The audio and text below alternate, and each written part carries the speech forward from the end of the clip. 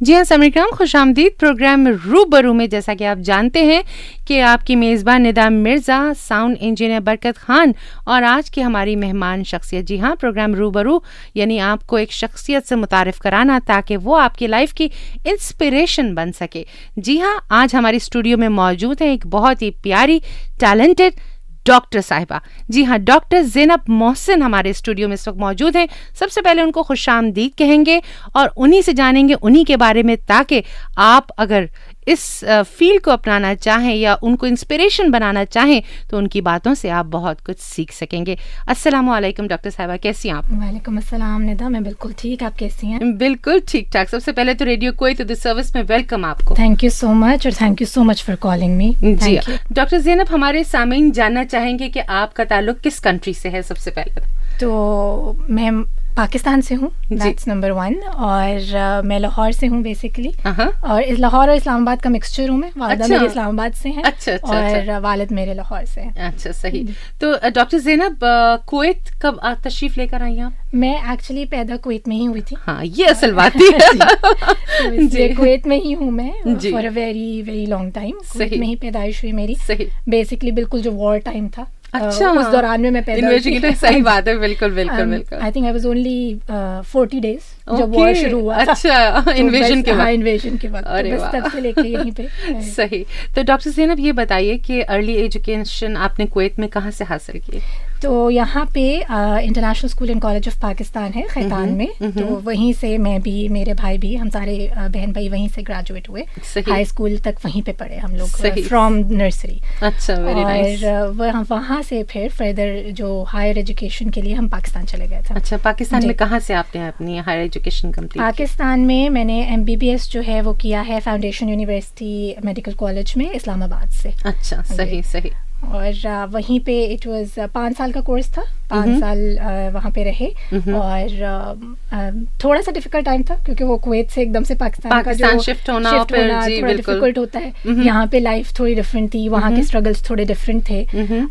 तो 5 साल दे were not easy, लेकिन स्टिल आई कैन से कि गोल्डन पीरियड था वो हमारी लाइफ का, क्योंकि वो एक चेंजिंग पीरियड था। यहाँ पे हम डिपेंडेंट थे पेरेंट्स पे, सब कुछ अम्मी अब्बू पे चल रहा है। सही, वहाँ जाके इंडिपेंडेंट तरीके से, क्योंकि वहाँ पे अम्मी अब्बू के बगैर रह रहे थे, अकेले थे। तो फिर उस टाइम पीरियड पे वो 5 साल जो गुजारे पढ़ाई के, दैट वाज मोर, यानी सिर्फ पढ़ाई नहीं थी, एक जनरल लर्निंग प्रोसीजर था। सही सही सही।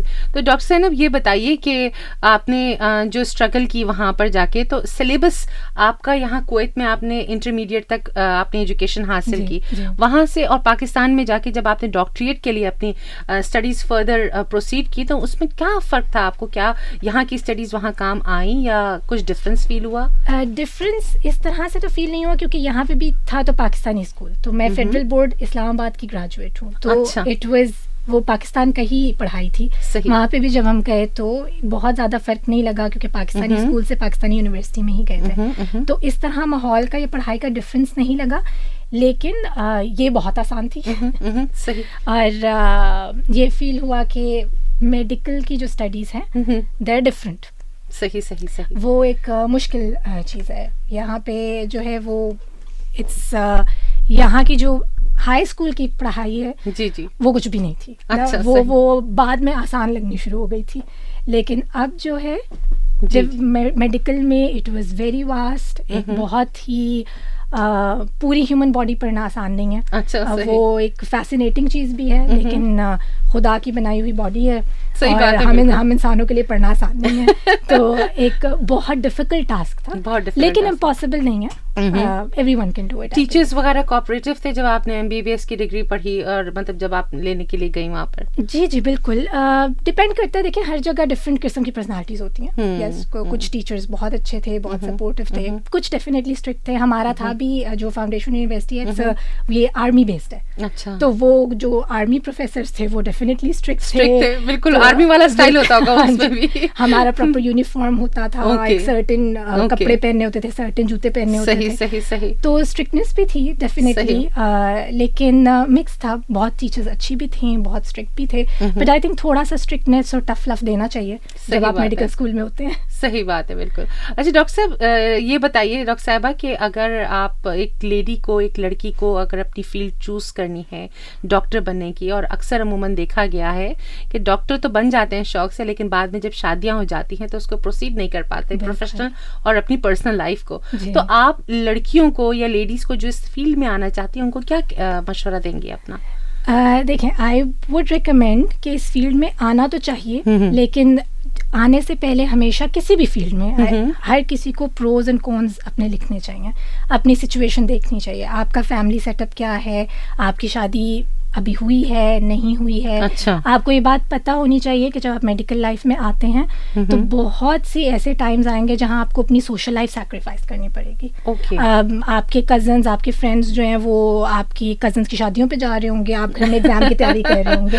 सही। तो ऐसा बहुत बार होगा कि आपको अपनी फैमिली गैदरिंग्स मिस करनी पड़ेंगी, आपको जनरली सोशल लाइफ सैक्रिफाइस करनी पड़ेगी। ओके। तो ये प्रोज एंड कॉन्स पहले से पता होने चाहिए कि आप खुद पैशनेट हैं ये सब करने के लिए या नहीं। यूजुअली इस टाइम पीरियड पे तो अक्सर लड़कियां सिंगल होती हैं, वो पढ़ जाती हैं, लेकिन आप बिल्कुल ठीक कह रही हैं, बाय द टाइम जब ख़त्म होता है तो शादी होती है।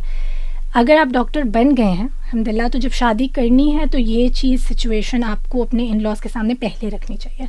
सही। बिकॉज ये बात बहुत ऑब्वियस है कि एज अ डॉक्टर आपकी नाइट शिफ्ट्स होंगी, आपने इवनिंग शिफ्ट्स होंगी। जब एक बार माशाल्लाह आप सीनियर बन जाए, स्पेशलिस्ट बन जाए, तब आपकी लाइफ थोड़ी इजी हो जाती है। लेकिन MBBS is not the end. जब आप MBBS ख़त्म करते हैं तो एक्चुअल लाइफ उसके बाद शुरू होती है, क्योंकि तब आपने हाउस जॉब करनी होती है, तब आपने पोस्ट ग्रेजुएट ट्रेनिंग करनी होती है। वो असल टाइम होता है क्लिनिकल प्रैक्टिस का, जिसमें ट्रेनिंग में आपकी डिफरेंट शिफ्ट्स लगेंगी, डिफरेंट हॉस्पिटल्स में लगेंगी, क्या पता हॉस्पिटल दूर हो। तो ये सब कुछ पहले डिस्कस करना ज़रूरी है। अगर आप खुद पैशनेट हैं टू कंटिन्यू द करियर तो आप पहले से डिस्कस करें। सही। उसके अलावा मेडिकल फील्ड में बहुत सी स्पेशलिटीज़ हैं, लाइक सर्जरी है, गायनी है, इंटरनल मेडिसिन है, फैमिली मेडिसिन है, रेडियोलॉजी है। It's very very very vast. आपके पास बहुत ऑप्शंस हैं। बिल्कुल। तो वो आपको अपनी पर्सनालिटी के हिसाब से भी जज करना है कि आप किस हद तक कोप अप कर सकते हैं। ठीक। जैसे मैं पर्सनली स्टूडेंट लाइफ में गायनोकोलॉजी बहुत पसंद करती थी। अच्छा। मैंने सोचा था मैं गायनोकोलॉजिस्ट बनूंगी। लेकिन जब मैं ट्रेनिंग लाइफ में आई और जब मैंने हाउस जॉब की और गायनी में मैंने थोड़ा इलेक्टिव्स वगैरह किया, तो आई रियलाइज कि उसका बहुत हेक्टिक लाइफस्टाइल है। It's an amazing speciality. उसका स्कोप भी बहुत है और फीमेल डॉक्टर्स को तो प्रेफर करते हैं गायनोकोलॉजी में। लेकिन इट वाज वेरी हेक्टिक। यानी 20-24 आवर्स की ऑन कॉल्स करना, बहुत देर तक लेबर रूम्स में बैठना, तो वो बहुत ज़्यादा बर्न आउट था। सही। तो आई रियलाइज्ड कि लेटर इन लाइफ जब मेरे पे रिस्पॉन्सिबिलिटी ज़्यादा होगी तो शायद मैं बैलेंस ना कर पाऊँ। तो उस हिसाब से आप ये भी डिसाइड करें कि आप जब पोस्ट ग्रेजुएट ट्रेनिंग करें तो आप अपनी पर्सनालिटी के हिसाब से और अपनी फैमिली सपोर्ट के हिसाब से स्पेशलिटी भी चूज करें। सही। तो आपने क्या चीज़ को मद्देनजर रखा? अपनी पर्सनालिटी, जो आपने कहा कि आपको यंग एज में गायनी पसंद था और अब आपने जो चूज किया है वो डिफरेंट है, तो आपने को क्या लगा कि हाँ this is what I want exactly? अच्छा, तो अब जो हूँ बेसिकली मैं फैमिली मेडिसिन रेजिडेंट हूँ। मैं पोस्ट ग्रेजुएट ट्रेनिंग कर रही हूँ फैमिली मेडिसिन में, ये मेरा 3rd ईयर है। तो मेरा बेसिकली स्पेशलिटी का थोड़ा सा रोलर कोस्टर ही था। पहले मैं गायनेकोलॉजिस्ट बनना चाहती थी, फिर मैं पीडियाट्रिशियन बनना चाहती थी, फिर पीडियाट्रिशियन के बाद मैं सर्जन भी बनना चाहती थी, और फिर मैं फाइनली लेकिन एग्जैक्टली लेकिन गायनी और सर्जरी का थोड़ा सा सेम था कि बहुत ज़्यादा हेक्टिक लाइफस्टाइल था। It was too much for me. मैं आई रिमेंबर कि मैं जब घर जाती थी तो मैं बहुत बर्न आउट होती थी। यानी मैं अपने पेरेंट्स के साथ भी इतना बैठ नहीं पाती थी, खाना खाती थी, सो जाती थी, अगले दिन फिर काम पे चली जाती थी। तो वो मेरे लिए बैलेंस नहीं हो रही थी सोशल लाइफ उस वक्त ऑल्दो मैं सिंगल थी, मेरी शादी भी नहीं हुई थी। सही। तो वो इसलिए आई सेट कि नहीं, इतना हेक्टिक नहीं कर सकती मैं। सिमिलरली फिर मैंने इंटरनल मेडिसिन चूज़ किया। मैं इंटरनल मेडिसिन में आई। इंटरनल मेडिसिन में मैंने कुछ अर्सा काम भी किया, तकरीबन 2.5 साल में फरवानिया हॉस्पिटल में इंटरनल मेडिसिन में काम करती थी कुवैत में। And I really liked it, I loved it, बहुत अच्छा था वो भी। लेकिन उसमें भी ये था कि बहुत लंबी ऑन कॉल्स थी। आपको 18 आवर्स में हॉस्पिटल में रहती होती थी। सही।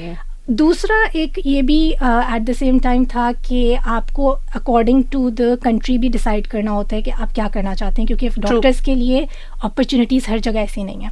यूएस में कम्पेटिटिव है, यूके में कम्पेटिटिव है. बीइंग नॉन कुवैती यहाँ पे इंटरनेशनल अगर आप ग्रेजुएट है तो आपके लिए उतनी ज़्यादा अपॉर्चुनिटीज़ नहीं है. आपको हर स्पेशलिटी ओपन यहाँ पे भी नहीं मिलेगी. तो कुवैत के हिसाब से क्या आप तो कुवैत के हिसाब से यहाँ पे जो इंटरनल मेडिसिन का जो बोर्ड था दैट वाज वेरी डिफिकल्ट. वो मतलब on end of they open for us अगर वैकेंसी हो, क्योंकि बहुत लिमिटेड सीट्स होती हैं. And they prefer of course के पहले उनके जो कुवैती ग्रेजुएट्स हैं पहले उनको मिले और फिर.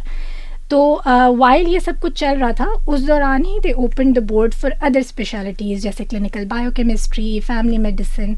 उस टाइम पे क्लिनिकल बायोकेमिस्ट्री जो है वो पेशेंट इंटरेक्शन नहीं है. मैं हमेशा से पेशेंट इंटरेक्शन करना चाहती थी, मुझे लैब वगैरह में बैठना इतना पसंद नहीं था.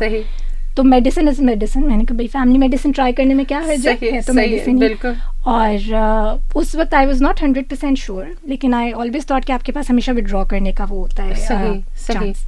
तो I got into family medicine. अल्हम्दुलिल्लाह इंटरव्यू वगैरह हुआ, मैं पास हो गई, they accepted me. Very nice. तो इनके चले देखते हैं. अब वो जो फैमिली मेडिसिन वाला ईयर था, दिस इज ये 2022 की बात है. तब मैं जो है फरवरी में आई रिमेंबर मेरा इंटरव्यू हुआ था और उस मार्च में जो है I got the acceptance email कि आप एक्सेप्टेड हैं. और अप्रैल में मेरा रिश्ता आया था. अच्छा. उसी साल. और उसी साल अक्टूबर में मेरा निकाह हो गया था. अच्छा. फौरन हाँ कर दी थी? बिल्कुल, कुछ महीनों बाद हम लोगों ने हाँ कर दी थी.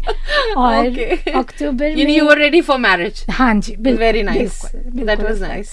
और फिर अक्टूबर में ही मेरी रेजिडेंसी शुरू हुई, यानी I started going to the polyclinics. और दिसंबर में मेरी शादी हो गई. तो वो 2022 जो है वो बहुत हैपनिंग था शादी के हवाले से. टर्निंग पॉइंट था कि I finally got into residency. शादी भी हो गई. अब जब रेजिडेंसी शुरू हुई और शादी भी हुई थी, दैट्स व्हेन आई रियलाइज्ड कि शायद सुभान अल्लाह, अल्लाह रास्ते इसी तरह खोलता है. अच्छा था कि मैं नहीं गई ऐसी स्पेशलिटी में जहाँ पे लंबी लंबी शिफ्ट्स थी. बिकॉज अब मैं सोचती हूँ कि मेरे लिए बहुत ज़रूरी है कि मैं वर्क और पर्सनल लाइफ बैलेंस एग्जैक्टली. तो शायद इतनी लॉन्ग शिफ्ट्स में बैलेंस ना हो पाता. सही बात मुश्किल हो जाता. लेकिन अब क्योंकि थोड़ी शिफ्ट्स इतनी लंबी नहीं होती, एक सर्टेन टाइम पीरियड होता है, इतनी हेक्टिक भी नहीं होती, तो उस वजह से it's easier to balance both lifes. So I am very satisfied with what I chose. Very nice. Doctor Zainab, अमूमन कहा जाता है कि एक सक्सेसफुल आदमी के पीछे एक औरत का हाथ होता है. यकीनन एक सक्सेसफुल लेडी के पीछे भी एक आदमी का हाथ होता है. तो आप के हस्बैंड कोऑपरेटिव रहे इसमें? बिल्कुल. मुझे ऐसा लगता है कि औरत हो मर्द हो, जब तक आपका सपोर्ट सिस्टम नहीं है एग्जैक्टली बहुत मुश्किल है. आप सिंगल हैंडेडली कुछ नहीं कर सकते. बिल्कुल ऐसे. तो मैं जो यहाँ तक पहुँची हूँ, शादी से पहले तक ऑफ कोर्स पेरेंट्स अल्हम्दुलिल्लाह अभी तक क्योंकि हम डॉक्टर्स तो एग्जाम्स ही देते रहते हैं, तो माशाल्लाह जो है मेरे वालिद वालिदा इधर ही होते हैं. तो अब जैसे मेरे एग्जाम्स होते हैं तो मतलब अम्मी हर चीज़ का ख्याल रख रही होती हैं, मुझे बिल्कुल किसी चीज़ की फिक्र नहीं है. सही. तो शादी के बाद ऑफ कोर्स आपके हस्बैंड, आपके इन लॉज अगर सपोर्टिव ना हो तो इट इज़ वेरी डिफिकल्ट, क्योंकि at the and I think थोड़ा सोसाइटल प्रेशर भी होता है. And being a female obviously घर की जो जिम्मेदारी है वो हमेशा लड़की पे ज़्यादा होती है. बिकॉज जो मेन अर्निंग पर्सन होता है या जो लीडर होता है वो आदमी होता है. तो आदमी नौकरी छोड़ के नहीं बैठता. तो अगर आप काम कर रहे हैं, आप नौकरी कर रहे हैं, तो डेफिनेटली आपके हस्बैंड की सपोर्ट है. एंड अल्हम्दुलिल्लाह मेरे husband he is very very supportive. बल्कि वो मुझे, मैं कभी अगर थक जाती हूँ तो he motivates me more. He is like you are a very good doctor, तुम बहुत कुछ कर सकती हो, चलो. तो ही इज वेरी नाइस. ये अच्छा है कि आजकल के जो हस्बैंड्स है वो भी नई जनरेशन के हस्बैंड अच्छे हस्बैंड्स आ रहे हैं. बिल्कुल. वो थोड़े जो स्टीरियोटाइप्स है ना वो खत्म हो रहे हैं. एग्जैक्टली. बिल्कुल ऐसा ही है. तो सामीन, ये दिलचस्प गुफ्तगू चल रही है हमारी डॉक्टर ज़ैनब से, और बहुत अच्छा लग रहा है उनसे बात करके. और उनकी जो इतनी हैपनिंग लाइफ है, उनकी MBBS की जर्नी हो, चाहे उनकी एक वाइफ की जर्नी हो या शादी की जर्नी हो या पेरेंट्स के साथ हो. अच्छा डॉक्टर साहब, ये बताइए कि आपके आपकी फैमिली में कौन कौन है, आपके जो पेरेंट्स की साइड की फैमिली और जो भी प्रेजेंट फैमिली है आपकी? अच्छा, तो जनरली मेरी अपनी जो फैमिली है, मेरे पेरेंट्स हैं और हम 4 बहन भाई हैं, जिनमें मैं अकेली एक बहन हूँ। मेरे 3 भाई हैं, 2 और डॉक्टर भी अकेली है? हाँ जी, डॉक्टर भी अकेली। Wow, proud. Then you must be proud of like yourself. Like मेरे पे बहुत ज्यादा वो प्रेशर था, क्योंकि मैं पूरे खानदान की पहली डॉक्टर थी, मेरे ननियाल और ददियाल। तो एक ऑनर भी है। जबरदस्त। तो अल्हम्दुलिल्लाह वो एक स्पेशल ट्रीटमेंट मिलता है आपको अगर आप पहले डॉक्टर हो। बिल्कुल। तो yes, I am the only doctor. Very nice, very nice. और मेरे भाई हैं, 2 बड़े भाई हैं, एक छोटा भाई है, and I am the only daughter. तो उस वजह से भी जरा स्पेशल ट्रीटमेंट है। लाडली है फिर तो आप हर तरीके से, ये तो अच्छी बात है। Very good. और इन लॉज में माशाल्लाह मेरे हस्बैंड के भी 5 भाई हैं। अच्छा, और उनकी भी बहन नहीं है। अच्छा। तो उस वजह से हम बहुएं भी बहुत लाडली हैं। अरे वाह, ये तो बहुत अच्छी बात कही। This is something nice. तो डॉक्टर साहब ये बताइए कि अम्मा की ज्यादा लाडली थी अब्बा की? मुझे लगता है बेटियां हमेशा अब्बा की ज्यादा लाडली होती है। अब्बा बहुत लाड करते थे, अम्मा लाडली तो उनकी भी हूँ, लेकिन अम्मी स्ट्रिक्ट होती है ना। मेरी अम्मी स्ट्रिक्ट थी, मतलब वो जितना भी प्यार करेंगी बट वो उसूलों की बड़ी पक्की थी। वो स्ट्रिक्टनेस काम आती है अपनी लाइफ में डेफिनेटली। उस वक्त आपको टीनेज इयर्स में लग रहा होता है कि अम्मी ये भी नहीं करने दे रही, ये भी नहीं करने दे रही। लेकिन अब थोड़ा रियलाइज होता है कि अगर अम्मी की स्ट्रिक्टनेस ना होती तो क्या पता कितनी गलतियां हो जाती। बिल्कुल। अम्मी की स्ट्रिक्टनेस की वजह से बाउंड्रीज का पता था कि क्या करना था, क्या नहीं करना था। बिल्कुल। तो ये बहुत अच्छी बात है कि पेरेंट्स में से कोई एक जो है वो स्ट्रिक्ट हो।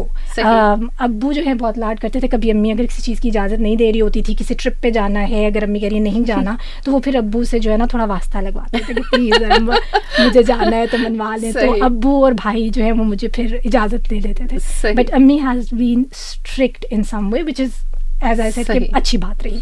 सही।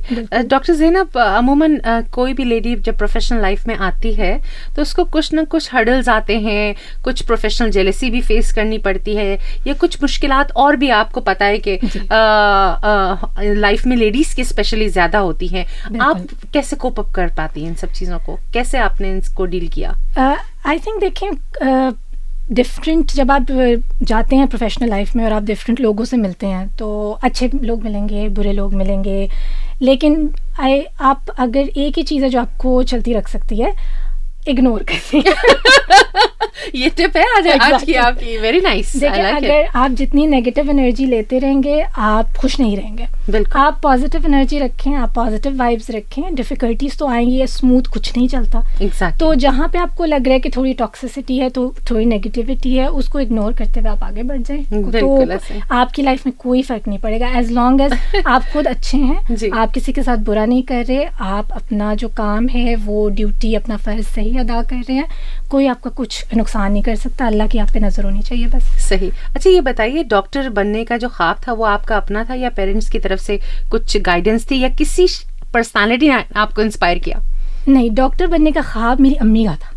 अच्छा, अम्मी का? हाँ, मेरी अम्मी डॉक्टर बनना चाहती थी। अच्छा। बेसिकली उनका लेकिन वो बहुत कंजर्वेटिव फैमिली से थी। सही। मेरे नाना वो काफ़ी सख्त थे। अच्छा। तो जब मेरी अम्मी ने अपना हाई स्कूल वगैरह ख़त्म किया तो उनको आउट ऑफ सिटी जाना था for the studies and everything, जो कि मेरे नाना अब्बू नहीं उन्होंने अलाउ किया। उन्होंने कहा कि बस ठीक है, कर लिया, काफ़ी है, अब आप शादी करें बस जाए। तो अम्मी को जनरली पढ़ाई का बहुत शौक था। तो वो फिर जब अम्मी की शादी हुई और फिर फाइनली जब अल्लाह ने उनको बेटी दी तो उन्होंने कहा ठीक है, मेरा जो ख्वाब है मैं इस पर पूरा करूं। बिल्कुल ऐसा होता है, बिल्कुल ऐसा होता है। तो मैं आपको पर्सनली बताऊं तो एज सच मैं इतनी पैशनेट नहीं थी, बट मेरी अम्मी ने मुझे डाला हुआ था कि बेटा आप डॉक्टर बनेंगे, आप डॉक्टर बनेंगे, आप डॉक्टर बनेंगी। तो वो ऑटोमेटिकली आई थिंक अम्मी ने डाला हुआ था, तो मेरे ज़हन में था ठीक है डॉक्टर बनना है, कोई बात नहीं।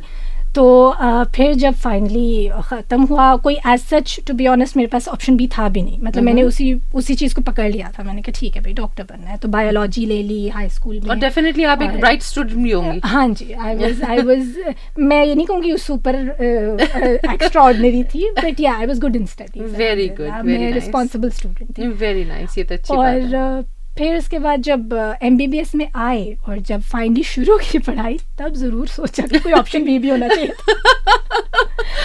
फर्स्ट ईयर लेकिन वापस जाने का रास्ता नहीं था फिर? देखिए फर्स्ट ईयर में मैंने सोचा था कि maybe I can quit, maybe यहाँ पे भी कुछ ऑप्शंस थे, मुझे जेनेटिक बायो इंजीनियरिंग में यहाँ पे एडमिशन मिल रहा था, कोई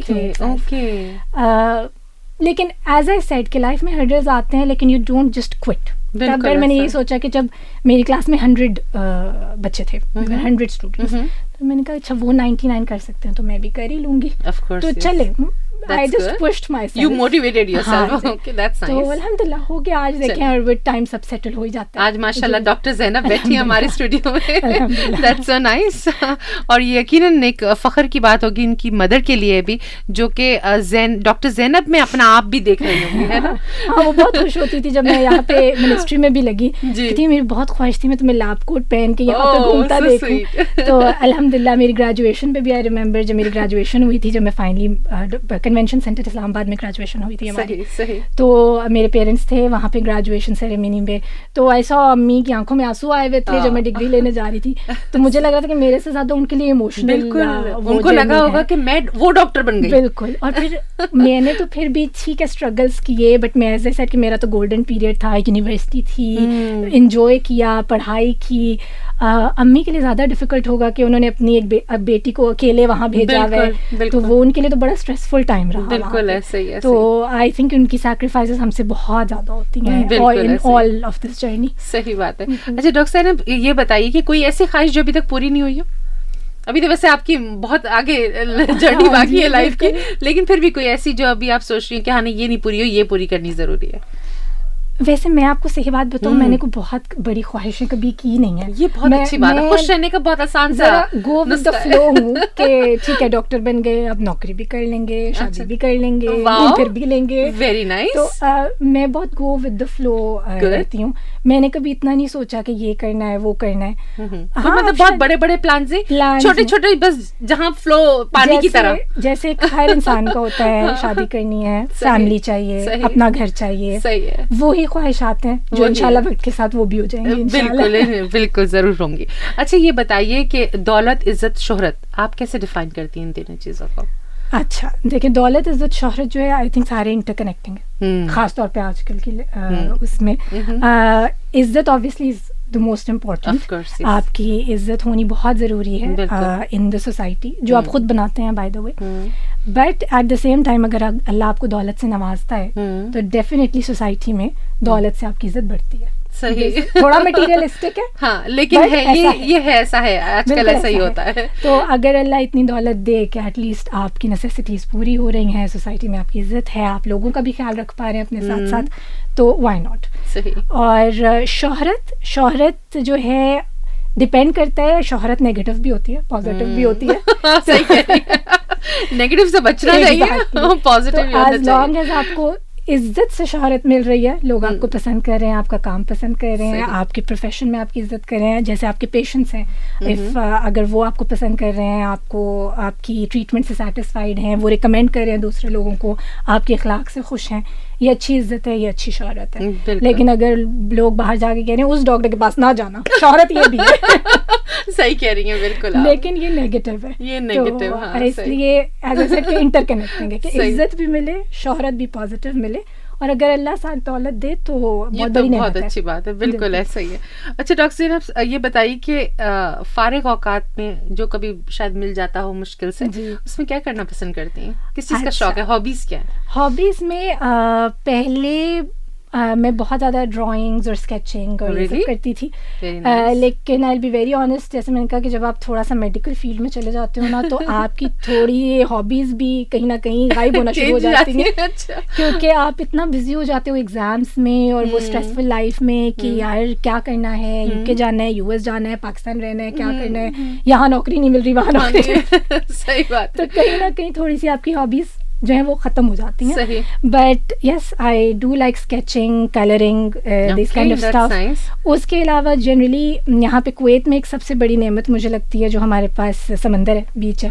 तो वो, और ख़ास तौर पे जब विंटर्स आते हैं तो वो विंटर्स में यानी आई रियली लाइक कि हम मतलब बाहर चले जाएं, वॉक करें, बैठ के चाय वगैरह पिए, और अगर अच्छी कंपनी है साथ, पेरेंट्स हैं, दोस्त हैं, हस्बैंड हैं, तो वो एक मुझे लगता है बड़ा आपका अच्छा मी टाइम गुजर जाता है. बिल्कुल सही.